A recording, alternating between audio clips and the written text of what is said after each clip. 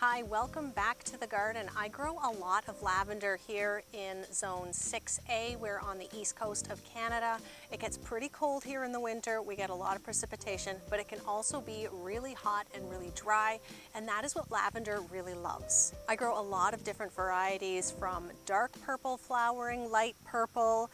I even have a white variety, and even though I don't grow it here, there's also a light pink or a rose variety. All lavender originates from the Mediterranean, which does give you a good clue on how to care for it.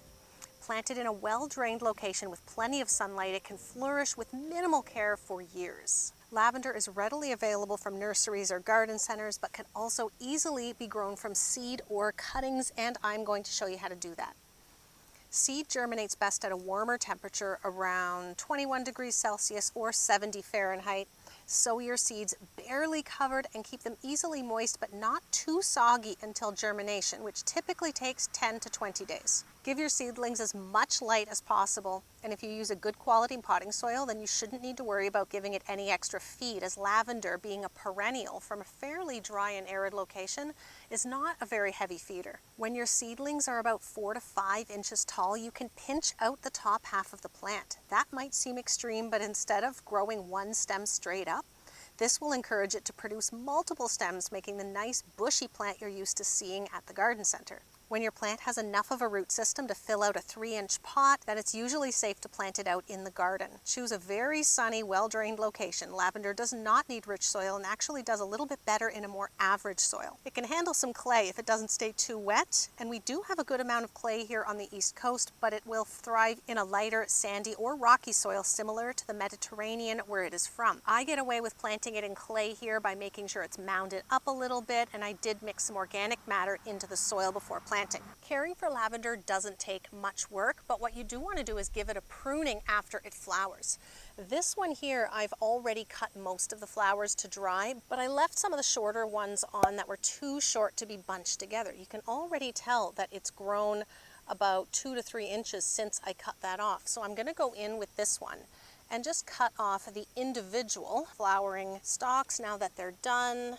I don't really want this lavender to reseed everywhere because I have enough in this location, but just cutting off the flowering stems, there's also a chance that that's going to trigger another round of flowering later on, but more on that later. This is just to neaten it up a little bit, prevent reseeding. There, now that has a much nicer organic shape. It's neat and tidy. Hi, buddy. Meow, I know. Right now, by the beginning of August, pretty much all lavender has finished flowering. But if, like me, you cut off most of the flowering stems to dry just before the flowers actually opened, you might be getting a second flush. So this is just a typical purple variety. I think I grew it from seed, but there are a handful of brand new flower buds starting to grow on this one. So I'm going to leave this exactly like it is. And I'm probably just going to leave these bloom out for the pollinators. I've already collected enough for the year, so we're going to leave these be and enjoy them on the plant instead of cutting them like I did the last round. And these plants here look pretty compact because I trimmed them right after flowering. So we're going to go find a shrub that's a little bit more unruly, and I'm going to go show you how I did that. The shade has almost reached this corner of the garden, and I wish it had by this time, but there's a fine line between waiting until the shade comes across and then the mosquitoes come out, so I don't dare wait any longer. Quick pause to pull some weeds. So this is one that I did not prune back, and you can tell how tall it's getting, and there are a handful of blooms on top of this one too, but I'm actually going to sacrifice that so that I can show you how to trim these. And as a bonus, we're going to take some cuttings from this one too so that we can propagate those into new plants. While I'm at it, I should mention that herbs are often sold as mosquito deterrents.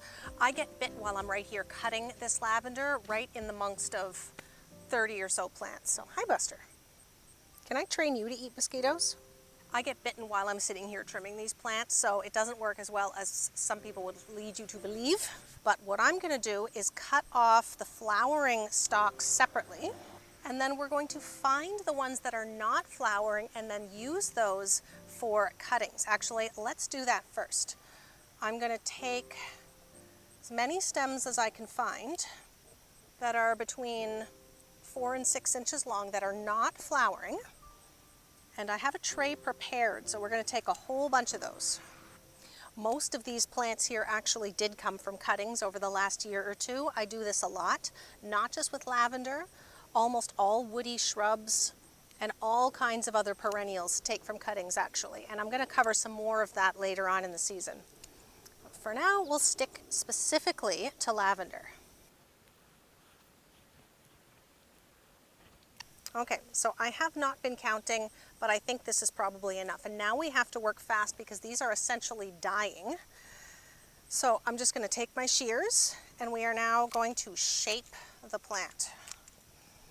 There is not much of a science to this. You just want to make sure that you don't cut so deep that there is no green growth left in this plant. That's all. And everywhere you cut, the stems will branch out. So you'll end up with significantly more growth points than you had to start with, and your plant will be much, much happier for it. There. So that looks a little bit dramatic. It's much smaller than it was. You can tell that's about where I cut this one down to, which is now flowering. This was maybe 6 weeks ago I trimmed this one.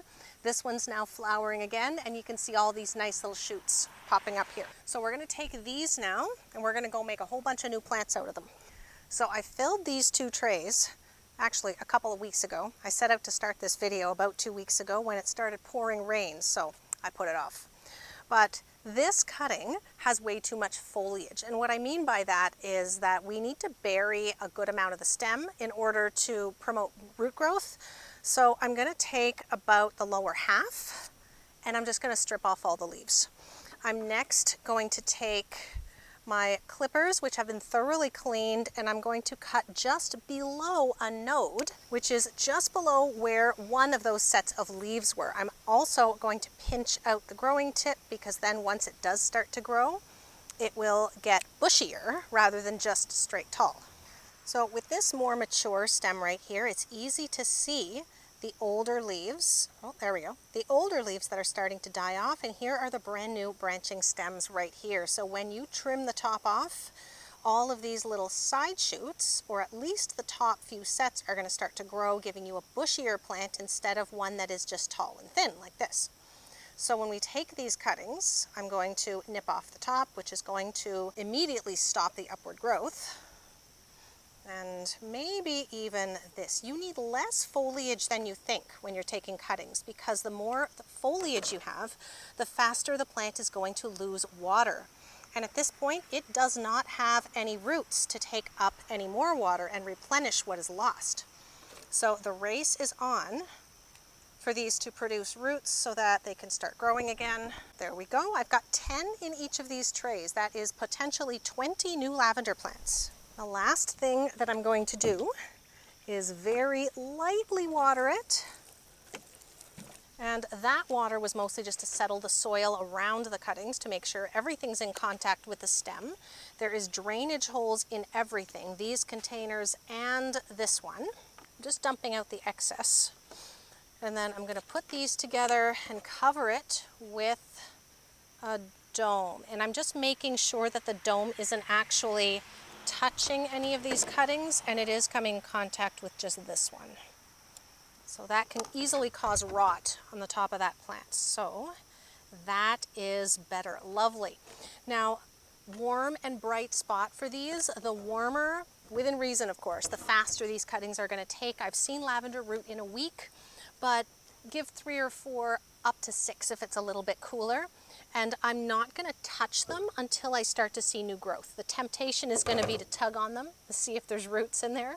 But if there's teeny little roots just starting, that can really damage them, and we want to try to resist the temptation for that. So we're going to come back to these when they have thoroughly rooted, and I'll show you what to do next. Now I've just put those cuttings into my greenhouse. They're going to stay in there out of direct sunlight. So I'm actually going to put them on the floor next to a chair where that will block the majority of the sunlight. But it will keep them very warm and out of any significant wind or heavy rain. Don't let them dry out. And when they start to root, we will separate those into their own separate containers. My goodness, it's humid out here. Is it this hot where you are? It's probably pushing 100 and some. We're up in Canada. We're not used to this heat. We get 6 feet of snow and minus 40 Celsius. So I feel like I've earned the right to complain about the heat a little bit. but I would rather be this hot than be shoveling snow. So, and with that much snow, it actually protects the lavender quite a bit over winter. I rarely lose a plant. I think I've lost maybe 3 in the last 5 or 6 years, and I've planted about 30. And I think that's a pretty good record. So I am definitely due for a dip in the pool. So I'm gonna say thank you so much for watching. We're gonna do lilies next, and I'm working on a video about dahlias. So make sure to subscribe and come back for that. Thank you so much for watching, and I'll see you next time.